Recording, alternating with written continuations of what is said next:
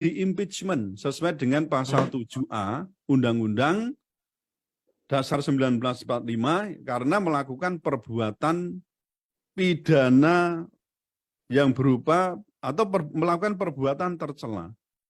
Ini bisa karena kalau perbuatan atau tindak pidana berat ini pemalsuan ini kan tidak termasuk perbuatan atau tindak pidana berat. Jadi kalau dikelompokkan ini di 7A ini termasuk saya kira ini perbuatan tercela. Ya, jadi itu saya kira lebih tepat itu ya. Karena istilahnya itu kan berarti melakukan kebohongan. Itu kan termasuk perbuatan yang tercela ini. Kemudian yang kedua, atau mungkin juga bisa dikatakan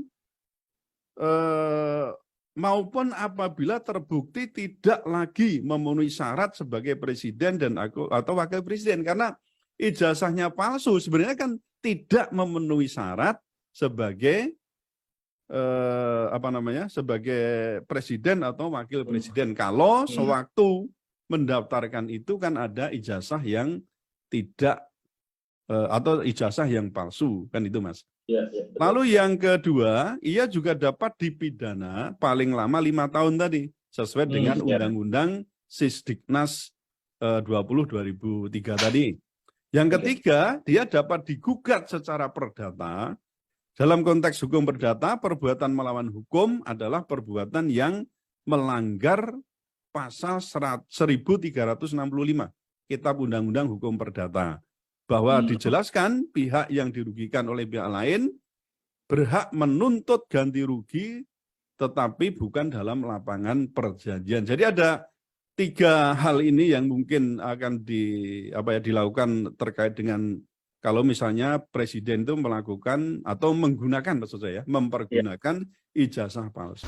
Jadi meskipun presiden misalkan telah menambah utang negara kita 7.000 triliun lebih, maka sebenarnya sah-sah saja kalau menuntut membayar, tapi klien kita ini tidak, dalam tanda petik, tidak mengejar materi, tapi lebih kepada kepentingan bangsa dan negara Indonesia. Maka tidak ada satupun petitum dari tuntutan kita itu untuk apa? Untuk mengganti rugi dalam bentuk uang.